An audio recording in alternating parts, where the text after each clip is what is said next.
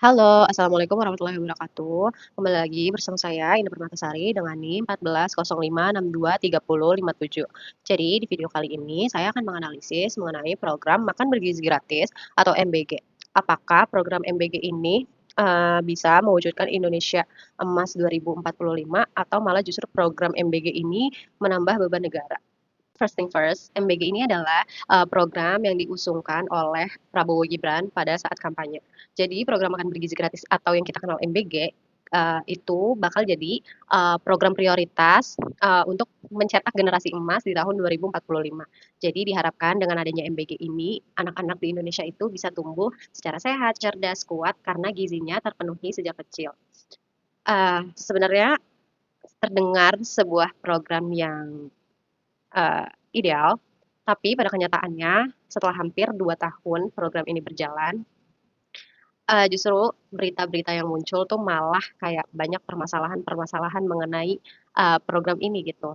Mulai dari yang belum lama terjadi, itu dugaan kasus korupsi kepala BGN-nya, terus anggaran program MBG yang dianggap terlalu besar, dan yang, pendistribusian yang masih, belum tepat sasaran.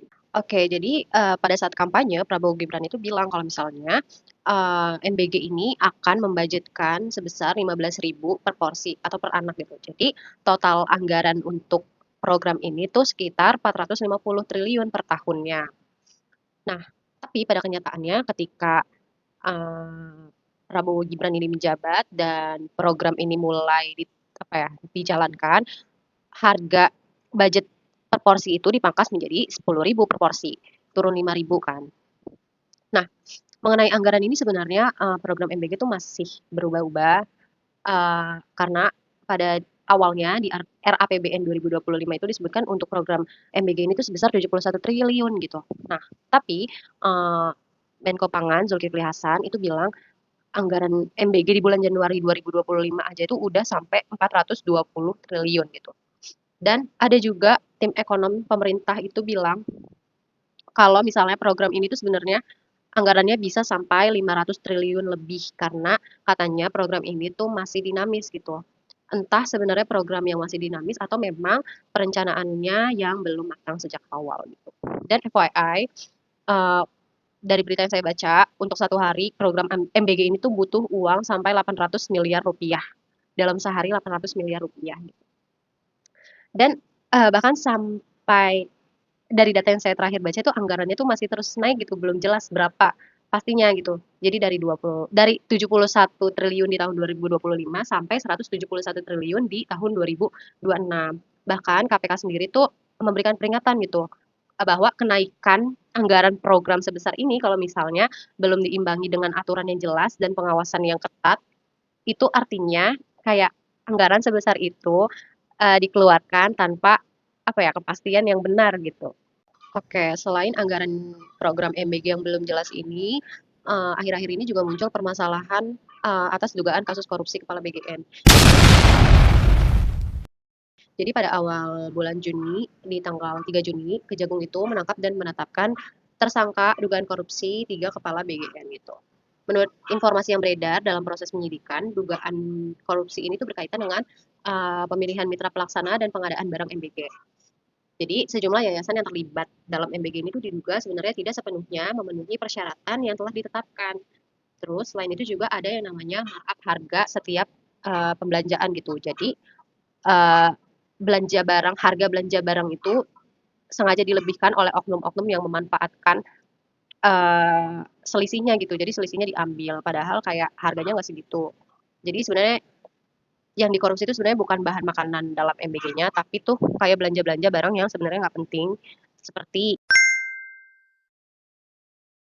pembelanjaan unit motor listrik untuk para SPPG yang senilai 1,3 triliun gitu.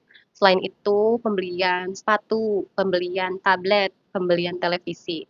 Sebenarnya kayak motor listrik, sepatu, tablet, televisi, sebenarnya itu jauh menyimpang dari tujuan MBG itu sendiri gitu. Apakah itu ada keterkaitannya dengan perbaikan gizi anak-anak di Indonesia? Malah justru kayak sedangkan untuk harga MBG per porsinya itu cuma 10.000 gitu. Apakah idealnya kita bisa mendapatkan makanan dengan gizi seimbang dengan harga 10.000 di Indonesia? Kenapa malah kayak mengeluarkan anggaran untuk belanja-belanja yang sangat jauh dari fungsi utama MBG itu sendiri. Oke, karena tadi dugaan korupsi itu terjadi karena kurangnya aturan dan pengawasan. Jadi sebenarnya jauh sebelum munculnya dugaan penyimpangan dalam pelaksanaan MBG ini, kayak banyak organisasi dan masyarakat yang kayak memberikan peringatan gitu, atau menebak, mengukur gitu, apakah program ini akan berjalan sejauh mana gitu, dan potensi-potensi apa yang terjadi dari program ini gitu. Jadi dari sumber yang saya baca, di Juni 2025, Transparency International Indonesia itu menilai kalau program MBG ini sebenarnya punya risiko yang cukup tinggi apabila tidak didukung oleh sistem pengawasan yang kuat. Kenapa mereka bilang demikian gitu? Karena terdapat beberapa titik rawan yang perlu mendapat perhatian seperti proses pemilihan mitra yang kurang tepat, yang terus belum adanya mekanisme pengawasan yang benar-benar independen, serta regulasi yang dinilai masih perlu diperkuat. Terus selain itu ada juga YLBHI atau Yayasan Lembaga Bantuan Hukum Indonesia yang juga mengkritik Peraturan Presiden Nomor 115 Tahun 2025 yang menjadi dasar pelaksanaan program MBG. YLBHI itu menilai kalau masih ada sejumlah persoalan dalam regulasi program MBG ini, baik dari tata kelola programnya maupun mekanisme pengadaan barang dan jasa program ini. Nah, selain itu juga ada beberapa lembaga penelitian yang menyoroti dampak fiskal program dalam jangka panjang. Contohnya itu Celios. Celios itu memperkirakan kalau pembiayaan MBG itu bisa memberikan tekanan terhadap APBN apabila tidak dikelola secara hati-hati. Menurut kajian mereka tuh mengatakan bahwa peningkatan belanja negara untuk program MBG itu perlu diimbangi dengan perencanaan fiskal yang matang supaya tidak mengurangi kemampuan pemerintah dalam membiayai sektor lain seperti pendidikan, kesehatan, dan infrastruktur.